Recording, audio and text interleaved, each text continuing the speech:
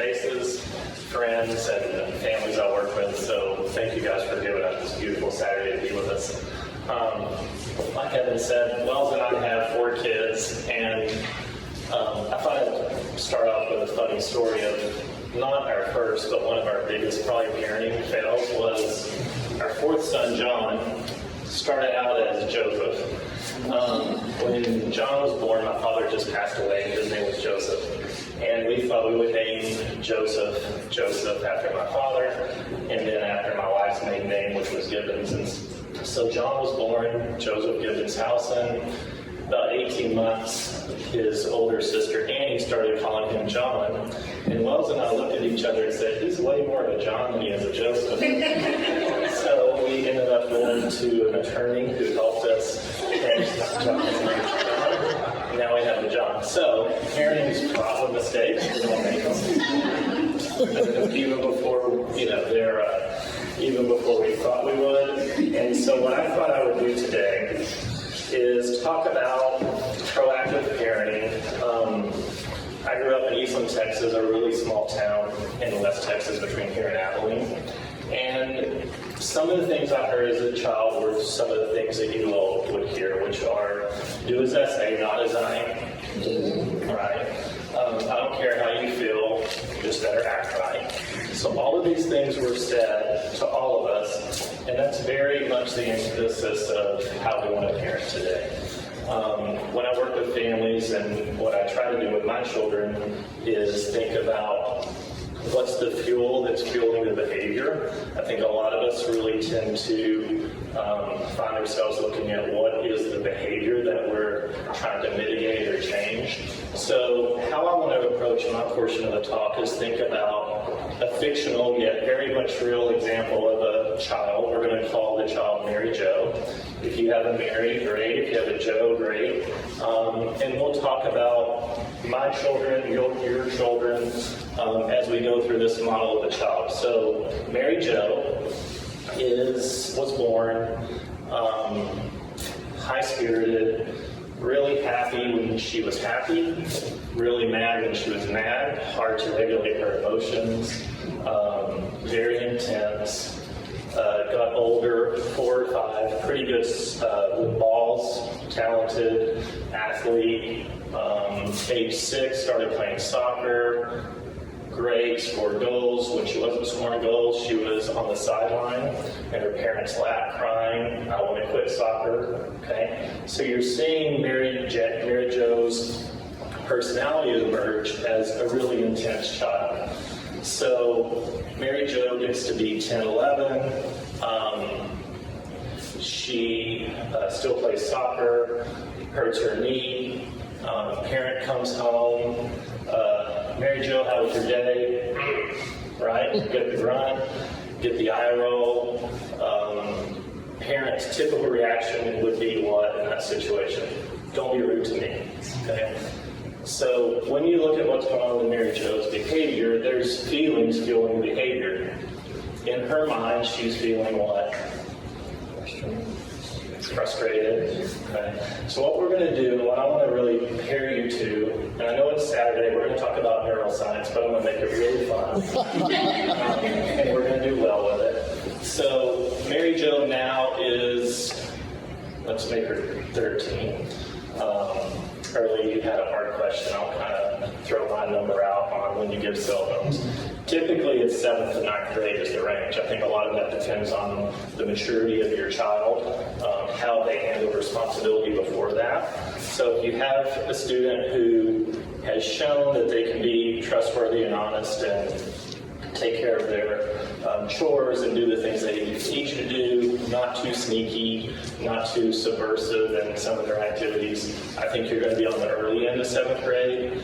If you just don't have the emotional maturity or the cognitive maturity to handle that, then you want to push those decisions back. Same concept with driving, correct? So you have a 15-year-old, 16-year-old who gets dysregulated like Mary Jo can with their emotions.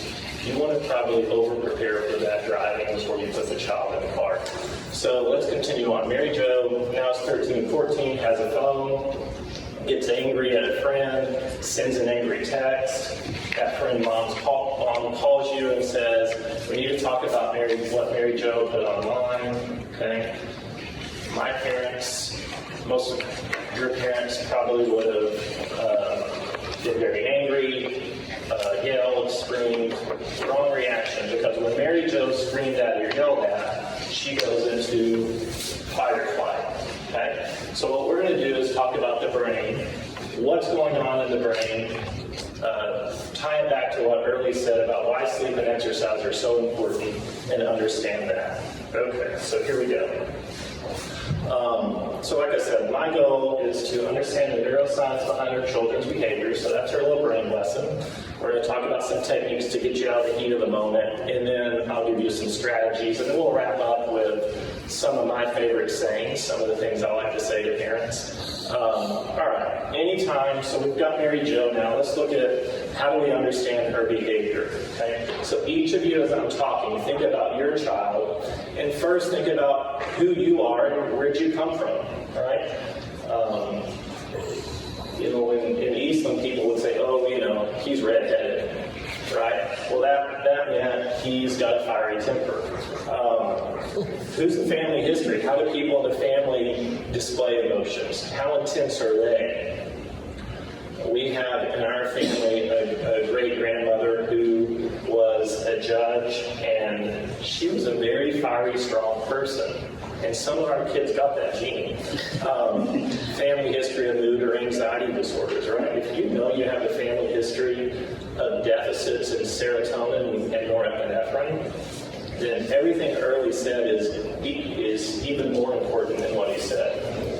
Mood disorders and anxiety disorders are cognitive for sure, but they're also very much neurobiological. We know that Prozac and Zoloft regulate serotonin and norepinephrine. We know that sleep and exercise regulate serotonin and norepinephrine. So we're going to really understand this part. Environmental factors, and I'm going to talk just in a few minutes about your family. When you walk into a family's room, home, how do you feel, right? Does it feel warm? Does it feel loving? Does it feel affiliative, or is it cold, aloof? Can you tell that people have conflict that may not be, overt, but it certainly can be felt? So a child who has a genetic vulnerability who's in this family is going to be more likely to show symptoms than one whose parents understand that there is a genetic predisposition, but an environmental support that's going to prevent that from happening. Stressors or traumas. Mary Jo was stressed by the fact that she doesn't know if she's going to be able to play soccer or not.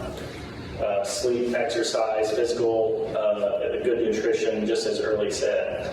And then on individual factors, beyond personality, we each have our typical styles of how we are. So when we talk about cognitive styles, this gets to questions like, oh, he's such a pessimist, she's such an optimist.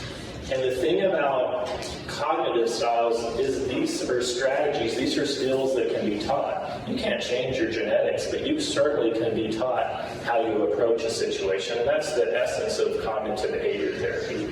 Cognitive behavior therapy says it doesn't matter what happens to you, it matters what your interpretation of what happens to you.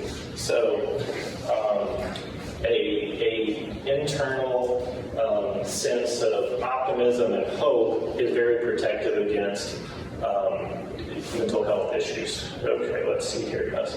All right, here's the brain. Like I said, no one freak out. This is going to be fine. So we let's approach this way.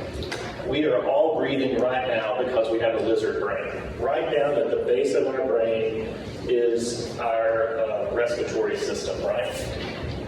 Call it lizard brain. Animal brain is where our children goes. This is where Mary Jo goes. This is our fight or flight function. So my knees hurt. I'm worried about my grandparents.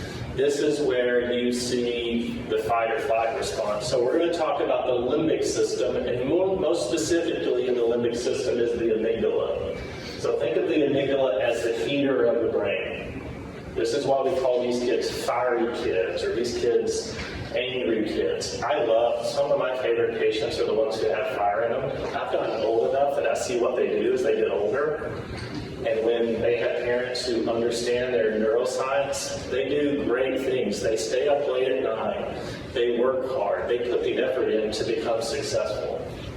But also, when their parents or if their community doesn't understand what kid they are and they label them as a bad kid or a hothead or they've got problems, okay, we're sending these children in the wrong direction. These are the people who drive, these are leaders. These are also people who struggle with their mood. So, like I said, norepinephrine and serotonin, this is where emotions live. All you need to remember about this slide is this is where your emotions live. It's what gets us hot, right? And so that's good. See, we're so good. All right, now we'll talk about top brain. Okay, this is human brain. So we've got lizard brain, animal brain, human brain. Human brain's cognitive, right? It's very much more left hemisphere, okay? Our left hemisphere is where our thoughts live. This is where we can reason. This is where about 4 and 5 and 6 year olds will say things like, "You didn't want that cookie, did you, Daddy?" Right? So their right brain, their limbic system said, "I'm hungry, give it to me." Their left brain says, "I'm going to use charm and verbal to get that really good cookie." All right. So in your left hemisphere and your frontal lobe, well, I'm confusing those two a little bit. Let me restate that. In your frontal lobe, which can be both left and right, this is where an important neurotransmitter called dopamine lives. I've seen several of you go and get coffee, right? Coffee is a stimulant. When our brain is hypoactive, our body's hyperactive. How many of you have had the experience when you've been driving and you're super tired and you start moving your legs and wiggling, right? Restless leg syndrome, okay? You know what they use to treat restless leg syndrome? Adderall, Ritalin, stimulant medication. All those medicines, all caffeine does, it upregulates your dopamine system. And when you're more alert and when you're more aroused, you focus better, okay? So this is why we say that attention issues are due to hypoactivity in the frontal lobe. Now, this is your brain's air conditioner. And so Mary Jo just played a basketball game, fouls out, on the bench crying, okay?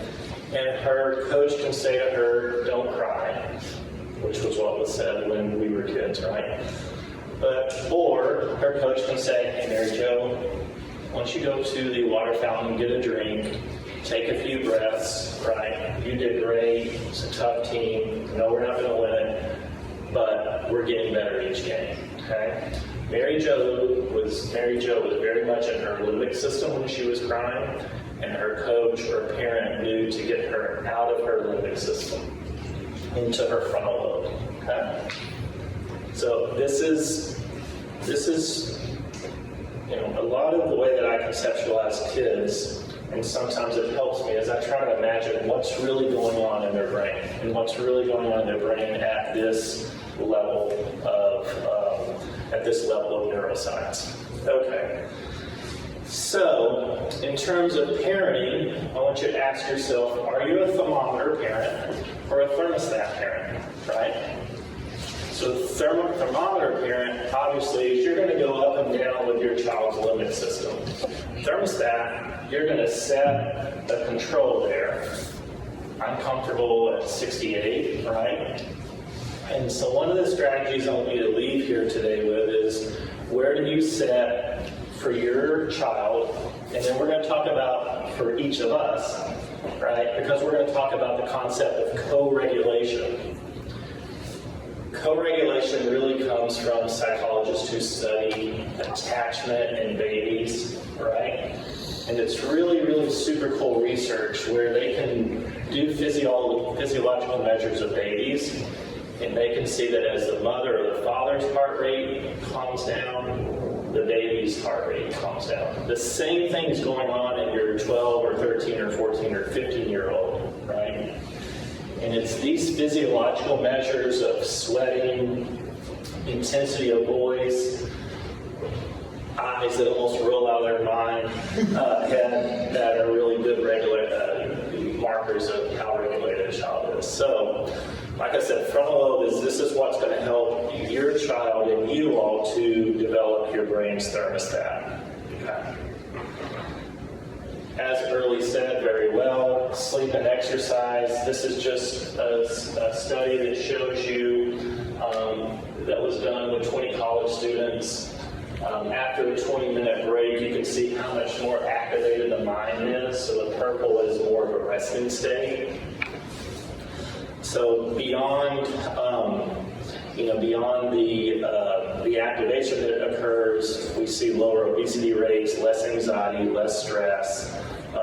Like Early said, 45 minutes of aerobic 5 times a week is what's recommended in one study to be equivalent to low dose of Prozac or Zoloft in regulating anxiety and depression. Okay, so it's a really cool study. They looked at people who had mild to moderate depression, and they put them in 2 groups, low-dose SSRIs. SSRI is selective serotonin reuptake inhibitors. That's the name for if you're on Lexapro, if you're on Zoloft, if you're on Prozac, if you're on Effexor. Those medications, very helpful, very safe, right? However, if you can exercise and get the additive benefits of physical health, exercise is very contemplative. When you go for a walk, you think, right? And so beyond just increasing serotonin and norepinephrine, you're thinking. It's really one of the reasons I ride my bike. It's really a wet winter. I've never ridden my bike much, so I would say average generous on that. But that's what happens. So this is why we really do focus, and like Early, I think that's Early why we connect so well. Our first question is, how well are they sleeping, and how much exercise are they getting? Okay. Now, in thinking about regulation, you want to think about your schedule. So one of the strategies I use with families is what time do you want your child to wake up? So if you start your schedule at wake-up time, and the family says, well, in order to get to school, we really got to wake up at 6:45. Then you start at 6:45 and you subtract back based on those metrics that Dr. Dennison gave you. And so I'm going to use 7 because the math's easier, right? So let's say you have to wake up at 7. So most kids, if you go 8 to 7, you're at 11 hours. So typically kids under 8 need to be in bed by 8 o'clock. You go back to wake up at 7, go to bed at 8. How much homework time does it take? So you think about, you get home from school at 4, so you basically have from 4 to 8 to get everything done. And so when we look at are you overscheduled, you're basically saying, how much are you pumping cortisol, which is a stress hormone, through your child based on this schedule? Because the ideal schedule, and I'm going to talk for kids, let's say kindergarten through age 12, and then we'll talk about adolescence. The ideal schedule is you come home, you have a snack, and you really get to work, right? Because their brain's freshest at that point. The longer you go in the day, the more hypoactive your brain's getting, right? Hypoactive means they're more hyper. Why do you think they get crazy right before bedtime? Right? There's the anxiety not only in the day, but there's also they're tired. So if we're at homework 4 to 4:30, hopefully 4 to 5, then dinner's somewhere between 5:30 and 6:30 for most families. And we haven't even put exercise in, so let's put 45 minutes after homework, so that would get dinner about 6:30. And then you have hopefully some family time to go for a walk, watch a TV show together. My kids, the younger two, like to play 21 blackjack with me. So, they're going to gamble someday probably. This leads us back, so we'll do that. And then, if you want to get in bed at 7:38, you've got to be hitting the showers, reading the book, saying prayers by 7. But that really didn't leave room for soccer practice. That didn't really leave for ballet, cello. There's so many cool things kids can do in Dallas, and we want them to do it. But it really should be too, all right? It should be a sporting event, hopefully, whether it's individual and music lessons, drama lessons, cheer, dance. All of those things are really great things for our kids to do. But you have to think about the schedule, especially with your Mary Joes. Remember, you got this really intense kid whose great-grandmother was super intense. And so you've got all this fire in her, and she needs to be regulated. And if you're driving from whatever part of town you live, now in Dallas where the traffic's much worse, then she's sitting there feeling your heart rate get up because the traffic's bad. She's hearing you yell, whatever you're yelling at the car next to you. And her heart rate's going up. When her heart rate goes up, her cortisol levels go up. So you see where we're going? And so you want to think about, now, all our kids aren't Mary Joes. Some of our kids are cool, calm, collected, easiest ones. When you have 4 kids, you get some combination of all of those, right? And so 2 of ours are very Mary Jo-ish, and 2 of them are not. And then they switch, right? So the point is they all are at different times. We have adolescents, they're 16 and 18. Elizabeth's 18, Catherine's 16. And they can come in and this, or they can come in, hey Dad, and it's totally mercurial. So even if you want to do the best you can with your family schedule, otherwise you're going to find that you are unconsciously putting your kids, before they hurt their knee, before something bad happens to them, in fight or flight. Okay? All right, now the good stuff. Adult dysregulation. Just like our kids, we have to sleep, we have to exercise.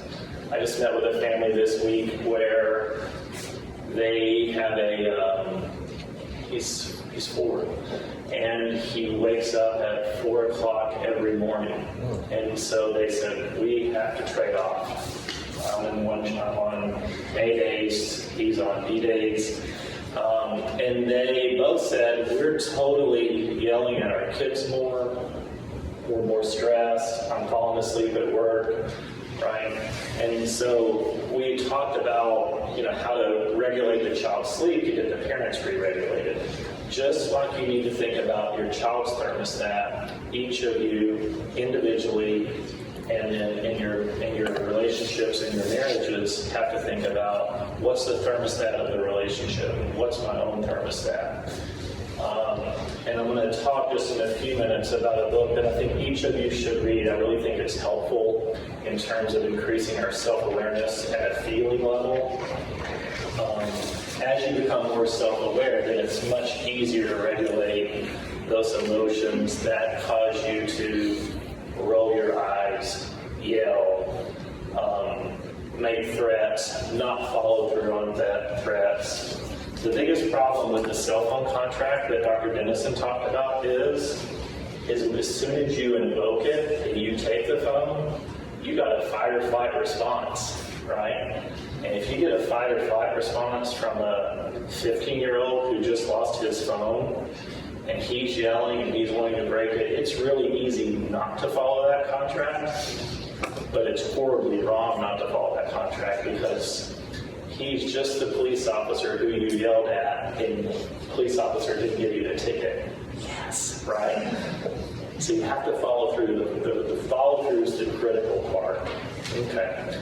So take care of yourselves, right? I mean, go make a date night, exercise, build exercise into your routine. Use grandparents, use hopefully cheaper high school labor to give you days from hard study dynamics. One of the things that we've done in our practice is a coaching program where we have graduate students and college students who will come in and teach students study skills and executive function skills, just to give that homework. Can I say hell in a church? Dr. Stover.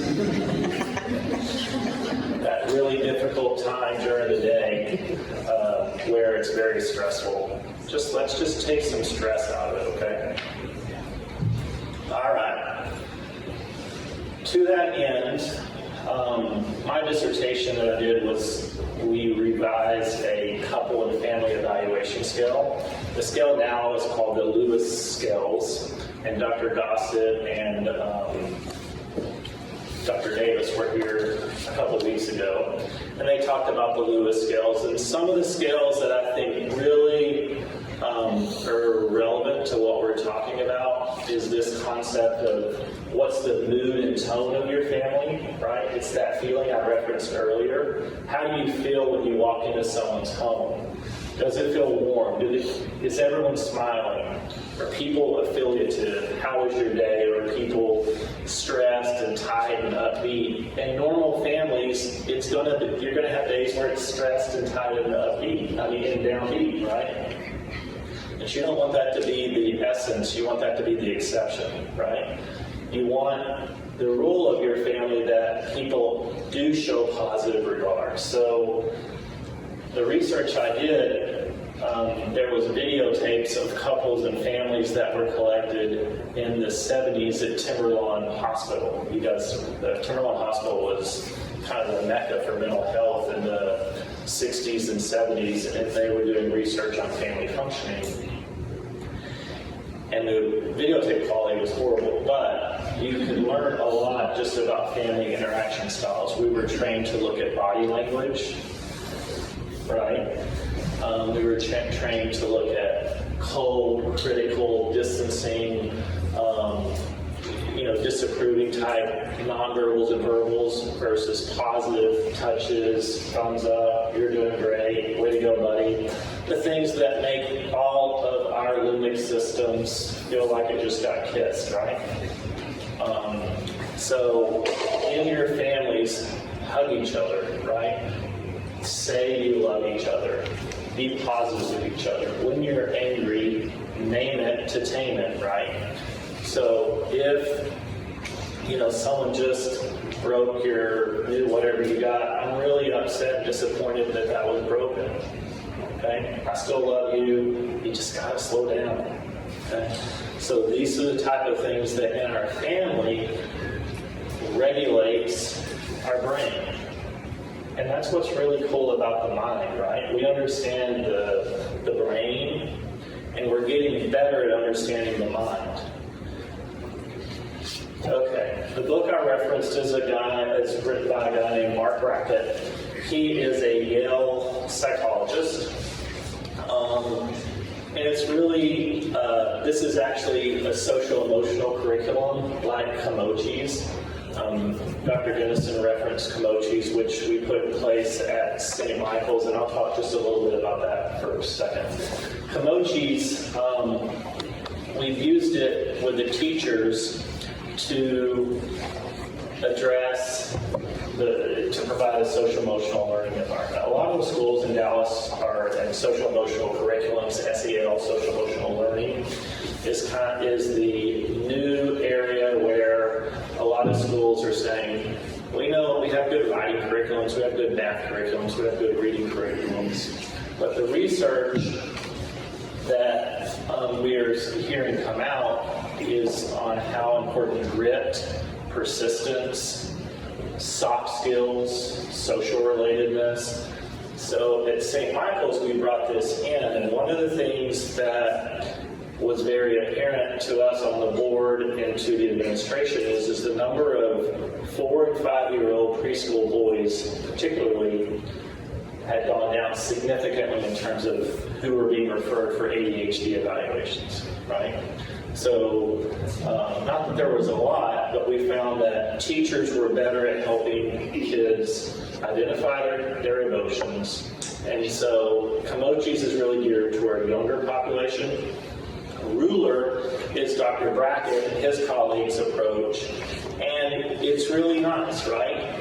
When we talk about regulating emotions, the R is recognizing emotions. Now I'm going to flip to this slide real quick. While I'm talking, if you have your phone, go ahead and download this app. It's called Mood Meter.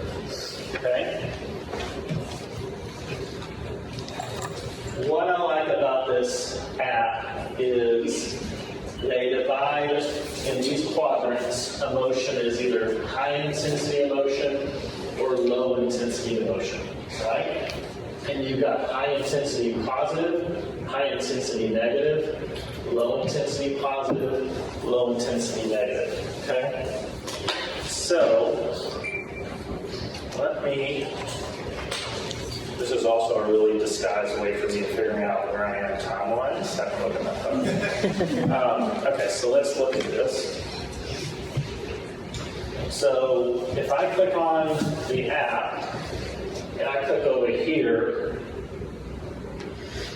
it says high energy, pleasant. I feel motivated. I feel exhilarated. I feel focused. Let's go to low intensity negative. Sullen, lonely, discouraged. Had I asked you guys to name as many feeling words as you could, we probably wouldn't have come up with discouraged. We probably wouldn't have come up with sullen. We probably wouldn't have come up with miserable or troubled or frightened or furious or energized or hyper or cheerful or motivated or inspired or elated, right? So there's such a vocabulary of feeling words we don't use on a daily basis, right? And so if I said right now, how would you describe your feeling? Are you feeling discouraged, like, gosh, I've been doing all these things wrong? Are you feeling motivated? Are you feeling, I really got to go to the bathroom? We're going to take a break in a second. So you need to think about what is it that you feel, and when you ask someone, how are you feeling, really ask, or when you receive that question from someone, ask yourself, really, how am I feeling, right? I felt nervous this morning, right? I was giving a talk. I didn't want to screw up or, not be helpful to you all. But you want to really, when you're asked this, recognize your emotion. Once an emotion is recognized, then it's easier to understand the cause of the emotion. So Mary Jo, if she was really doing a good job and really recognizing her emotion was she was incredibly frustrated because she had just scored a goal in a more difficult soccer league. Okay, lots of frustration before that goal. I finally scored a goal, and now my knee's messed up. So she's recognized it. She's frustrated. She's going to understand it. What's the cause of that? Well, I wanted to get better, right? I like it when I score. Then she's going to label that feeling. And then she's going to express it. Hey, Dad, the reason when you came home tonight and you said, hey, how was your day? And I grunted at you was because I was really frustrated about my knee. Kids don't do that. We don't do that. Okay? We do that as we become more socially and emotionally intelligent, right? So what we're trying to build with our children is SQ and EQ. Everyone knows what IQ is.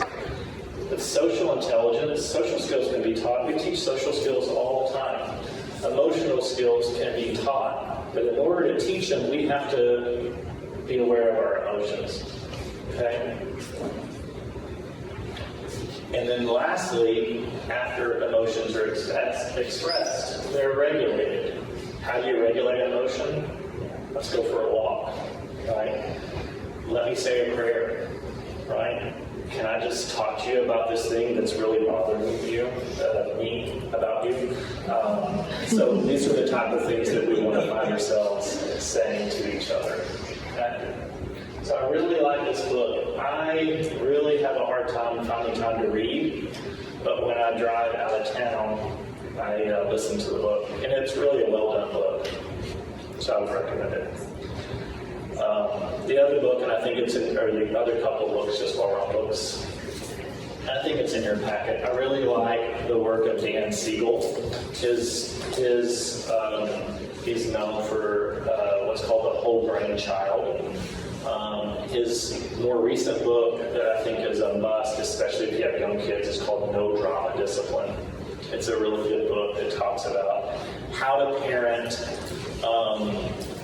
without drama, right? How to co-regulate, how to understand the neuroscience of emotion in order to help your children become more socially and emotionally intelligent.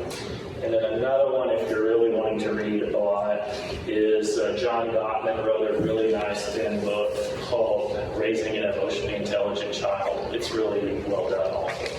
So those are my three favorites that when we've met, Dr. Dennison, Dr. Stoker, Andy and Jane and Father Lyles, we've talked about these books together. Have you ever heard of the book of Emotional Fitness by Douglas Weiss? No, I haven't heard. It's a good one. Well, it comes with the workbook, so like in 60 days, you're supposed to be able to express your emotions, and so you're supposed to do like a 15-minute exercise. Yeah, Douglas Weiss, W-E-I-S-S. Okay, good, that's good. I'll look at that. Thank you.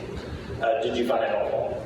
I did, yeah. Well, because I think a lot of families are, well, and it will categorize you which family you came out of, but like my family was, I don't care what you're feeling, you just need to be happy. Yes. And so you don't know what emotions you have because you're just like, well, I know this isn't happiness, but I have to be happy. So. There's happiness and then there's everything else. Emptiness, that you don't have. That's great. And a lot of people are parented that way. And that's very much 1970s, 1980s parenting of, hey, we just want you to be happy.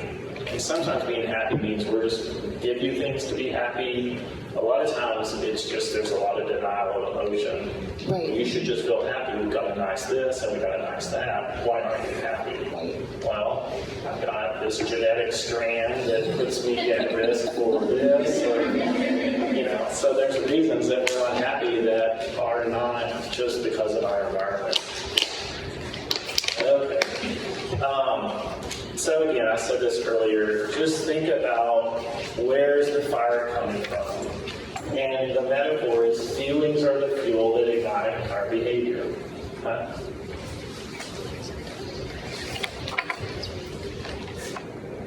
And let's use words, instead of focusing on bad behavior, we can label behavior as bad. When it's bad, that's fine. But we want to really, with our children, dysregulated is not a very childlike word, but we want to get the concept of what's dysregulating you, what's upsetting you.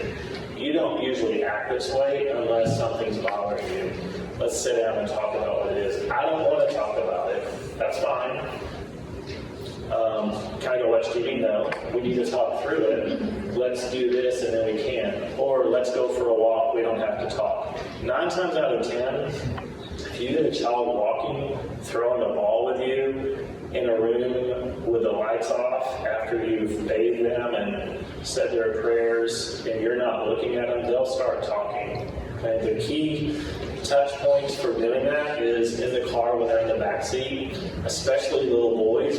Guys tend not to talk like this, right? Guys tend to be at a bar, watching TV, hopefully not drinking too much, talking, being at a football game, playing golf. Again, boys tend not to communicate face-to-face like women. That's how with boys, one of my most, it's really low overhead in terms of therapy with boys. You need a ball, right? Tennis ball is fine. And you throw it, and then you talk to them, and then they tell you what they're feeling. Girls and boys, you play Candyland. I've played more hands of Uno than I bet anyone in this room. So that is why we call it play therapy, right? You're playing, but you're really talking. It's really talk-based therapy. But you're using tools that relate to the child. And in doing so, kids will say, I got really mad at my teacher today. Well, what happened? Well, she gave me a really bad grade on my spelling test. And then you can take it from there. But they'll at least start talking to you about it. Okay.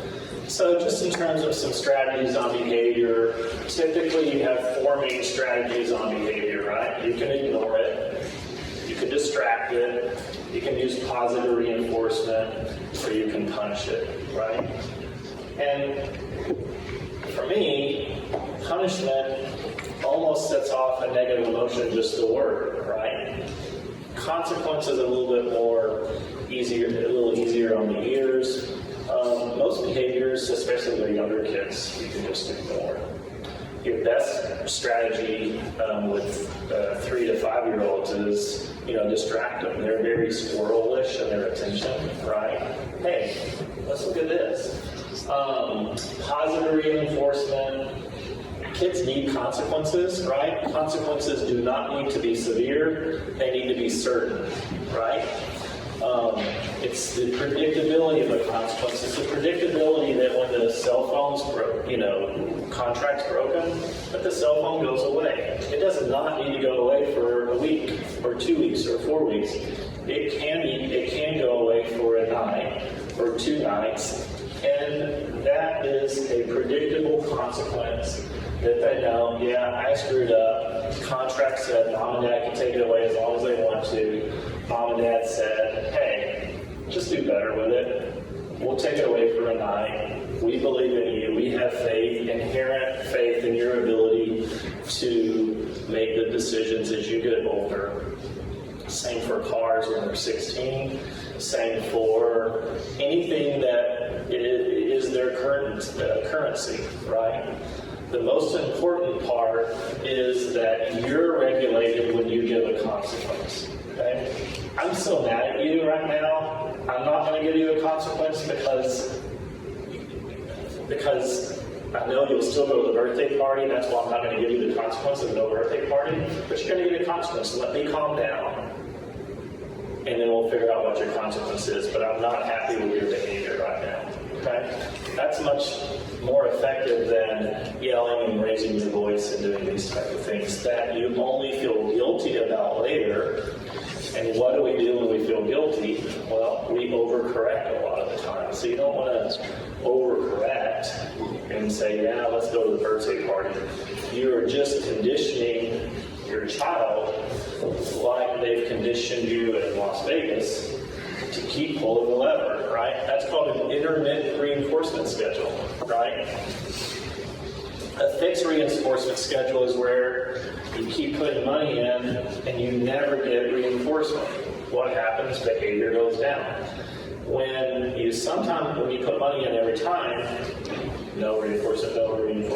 Oh, got a little bit. I'll try that again. So if you're very consistent, but not severe, then your follow-through is going to be way more effective.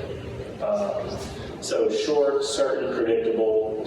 Remember, certainty, not severity. If there's one thing you remember, certainty, not severity. Don't take birthday parties away. It doesn't work. Don't do few things past a week because you can't remain angry at someone for a week. And then it takes some staying power to take something away from somebody. And then some of my favorite consequences, especially for little boys, more than putting them in timeout, is work, right? I think every parent who has a 4 to 8-year-old boy ought to have a squirt bottle with vinegar and water in it. They have wood floors. And your wood floors ought to be cleaner than they ever been. Remember how exercise is contemplative? Work's contemplative, right? When people are doing something active, they are thinking about what they did, but they're also like, well, at least I can get this done. So I think it's good. Okay? All right. So just a few tips. Certainly get on their level. Use a calm tone. Sometimes, or many times, you have to remove them from whatever it is that's distressing them. Music. I really think music, drawing, coloring, physical activity, all of those things are things that I know when I've really been angry, I've gone and done. Well, if it works for me, and it worked for you all, why wouldn't it work for your kids? There is a place for timeout, but I think that it's overused, and I think that we want kids to think about, how do I move on from whatever emotion it was that caused me to make this bad choice, correct for this bad choice, and then learn from it. And if we have that model, then you have kids who, when they go to college, they put their phone up, they manage how much they drink or party or do that, because they developed self-regulation, right? If we don't do that and we're over-controlling them and we parented them out of our fear of something bad happening, then they don't develop those internal mechanisms. And so that's where it goes back to parent regulation, parent self-awareness. A lot of what drives parent misuse is fear of them making a bad choice on the phone, fear of them getting into a horrible accident. And that prevents us from letting them have curfews as they get older that match their friends, where they can prove to themselves that they have the ability to get home at 11. And when they show up at 11:30, you can say, I'm glad you had fun. I'll see you in the morning. The next morning, you just take their keys and you can say, remember the rule's 11. We'll take your car for a couple days. Next weekend, we're going to let you go out, and you'll have another opportunity to show that you can come at 11. And if they don't, they miss the next weekend. So it's just this model that allows kids to launch without you launching a yell at them, right? It just doesn't work. Anger and yelling has never motivated me. Okay, just lastly, just some of my things I tell people. The first one, R plus R equals I, is a lot of my adolescent patients. I look at them and they look like they want to punch me. It's respect plus responsibility equals independence, right? It's pretty easy. It's math. It gets over to your right hemisphere. When we treat each other respectfully, when we show responsibility, we get more independence. It's across the board. It's in your workplace. It's in your home. Simple interactions or opportunities. This is just the concept of making a connection with your kids. And you never know when that emotion that's launched in their limbic system is going to come out. And so each time, each interaction may be an opportunity for you to connect and try to vent whatever that emotion is. What I just talked about, what do you do when your 16-year-old breaks curfew? Have your plan. Already know what's going to happen. Why? They're going to mess up. You should not ever be on your heels when you're parenting. You need to be on your toes. Proactive parenting means you know what's going to happen when they're in 9th or 10th or 11th grade and they come home and they've drank too much or broke curfew. You need to know that happens. Our kids came home, one of them so far, and she had drank too much, and we knew what was going to happen. Sleepovers are better on Friday nights. You guys know the reason for that. You at least get Saturday and Sunday to recover, okay? So I'm more generous with our kids on Friday night sleepovers. Saturday, they stay up till 1 or 2. They're wrecked on Sunday, and then it takes them back till Tuesday or Wednesday to get re-regulated. At least give them an extra day. We all know what the Sunday scaries are, right? That's that fit that happens somewhere between 4 and bedtime in each one of our kids, because the fun's ending, we're in a bad mood because Monday's coming, right? So beware of the Sunday scaries. Proactively set Sunday up where it's fun, okay? All homework's done before 4 o'clock on Sunday, right? Not at 7:30 when they come to you and say, oh, I forgot. They're going to forget. There's homework that they're not doing on Sunday that they're telling you is already done. I promise. It happens every time. I really think kids need to be on the charts, right? When we say kids are on the charts, that means they're performing within the average, right? They're expected. they can move off the charts in the positive sense of the word as they get older and they find their drive and their motivation. But we want kids to be typical in their ability to handle their emotions. And even if they have the IQ that's off the charts, we want their EQ and their SQ to match their IQ. When it doesn't, they feel they underachieve. Like Dr. Dennis has said, you just ask yourself, what's the opportunity cost of the screen time? When you're spending 7 hours on the screen, what are you not doing?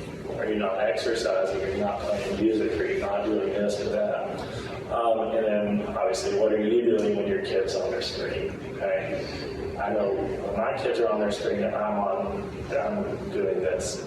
So these are just some of the things that I thought, we could share with you and give you all, put them in your mind, put them in your frontal lobe, right? Put them in your thoughts.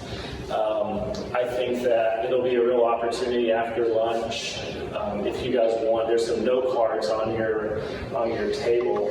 I'd like you to write questions. The three of us are going to sit down and kind of have an opportunity to answer those questions and hopefully go a little bit deeper into some of the things that we talked about.